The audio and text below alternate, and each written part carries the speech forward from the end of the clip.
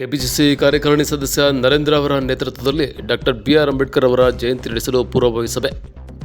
ಹೌದು, ಇಲವಾಲ ಹೋಬಳಿಯ ಹೊಸಕೋಟೆ ಗ್ರಾಮದಲ್ಲಿ ಡಾಕ್ಟರ್ ಬಿ.ಆರ್. ಅಂಬೇಡ್ಕರ್ ಜಯಂತಿ ನಡೆಸಲು ಪೂರ್ವಭಾವಿ ಸಭೆಯನ್ನು ನಡೆಸಲಾಯಿತು. ಕೆಪಿಸಿಸಿ ಕಾರ್ಯಕಾರಿಣಿ ಸದಸ್ಯರಾದ ನರೇಂದ್ರ ಅವರು ಮಾತನಾಡಿ, ಡಾಕ್ಟರ್ ಬಿ.ಆರ್. ಅಂಬೇಡ್ಕರ್ ಅವರು ಒಂದೇ ಸಮಾಜಕ್ಕೆ ಮೀಸಲಾತಿ ತಂದುಕೊಟ್ಟವರಲ್ಲ, ಎಲ್ಲ ಸಮಾಜದ ಒಳಿತಿಗಾಗಿ ಇಡೀ ದೇಶದ ಜನತೆಗಾಗಿ ಮೀಸಲಾತಿಯನ್ನು ತಂದುಕೊಟ್ಟಂತಹ ಮಹಾನ್ ನಾಯಕರು ಎಂದರು. ಅಂಥ ಮಹಾನಾಯಕರ ಜಯಂತಿಯನ್ನು ಮಾಡುವುದು ನಮ್ಮೆಲ್ಲರ ಕರ್ತವ್ಯ ಮತ್ತು ಪುಣ್ಯ ಎಂದರು. ಜಯಂತಿ ನಡೆಸಲು ನಿಮ್ಮೊಂದಿಗೆ ನಾನು ಎಂದಿಗೂ ಸಹಕರಿಸುತ್ತೇನೆ ಎಂದು ತಿಳಿಸಿದರು. ಕಾರ್ಯಕ್ರಮದಲ್ಲಿ ಹೊಸಕೋಟೆ ಮತ್ತು ಹನುಮಂತಪುರ ಗ್ರಾಮಸ್ಥರು, ಬೇರಿಯ ದೇವರಾಜ್, ಪ್ರಕಾಶ್ ಸೇರಿದಂತೆ ಇನ್ನಿತರರು ಹಾಜರಿದ್ದರು.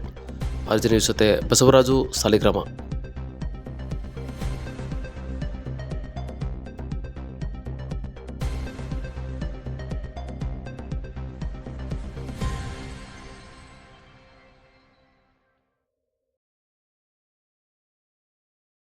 ಪ್ರಸಾದ್ ತಿಳಿಸಿದ್ದಾರೆ, ಕೃಷ್ಣಮೂರ್ತಿ ಅವರು ತಿಳಿಸಿದ್ದಾರೆ.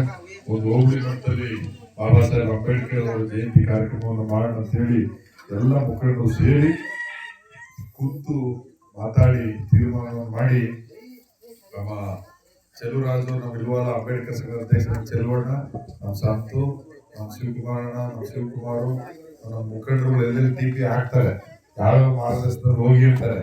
ನಾವು ಹಿಂಗೆ ಹೋಗ್ತಾ ಇದೀವಿ, ಅವ್ರ ಮುಂದೆ ನಿಂತೆ. ಹಾಗಾಗಿ ಇವತ್ತು ನಾವು ದೊಡ್ಡ ಮಟ್ಟದಲ್ಲಿ ಹೋಬಳಿನಲ್ಲಿ ದೊಡ್ಡ ಬಾಬಾ ಸಾಹೇಬರ ಜಯಂತಿ ಕಾರ್ಯಕ್ರಮವನ್ನು ಮಾಡಬೇಕು. ನಮ್ಮ ಒಗ್ಗಟ್ಟಿನಲ್ಲಿ ಪ್ರದರ್ಶನ ಮಾಡಬೇಕು. ಎಲ್ಲ ಊರಿನಲ್ಲೂ ಕೂಡ ಬಾಬಾ ಸಾಹೇಬರ ಜಯಂತಿಯನ್ನ ಸಾಧಾರಣವಾಗಿ ಮಾಡ್ತಾರೆ.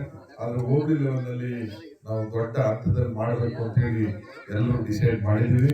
ನೀವು ಅದು ಸಹಕರಿಸ್ತೀರಿ ಅಂತ ಹೇಳಿ ತಿಳ್ಕೊಂಡಿದ್ದೇವೆ. ಇವತ್ತು ಬಾಬಾ ಸಾಹೇಬ್ ಅಂಬೇಡ್ಕರ್ ಅವರು ಒಂದು ಸಮಾಜಕ್ಕೆ ಸೀಮಿತ ಅಲ್ಲ, ಒಂದು ಜಾತಿಗೆ ಸೀಮಿತ ಅಲ್ಲ, ಎಲ್ಲವರಿಗೂ ಕೂಡ ನ್ಯಾಯವನ್ನ ಕಲಿಸ್ಕೊಟ್ಟವರು, ಸಮಾನವಾದ ಹಕ್ಕನ್ನ ಕಲಿಸ್ಕೊಟ್ಟವರು, ಜಾರಿಗೆ ತಂದವರು, ಕಾನೂನ ರೂಪಿಸಿದವರು ಬಾಬಾ ಸಾಹೇಬ್ ಅಂಬೇಡ್ಕರ್ ಅವರು.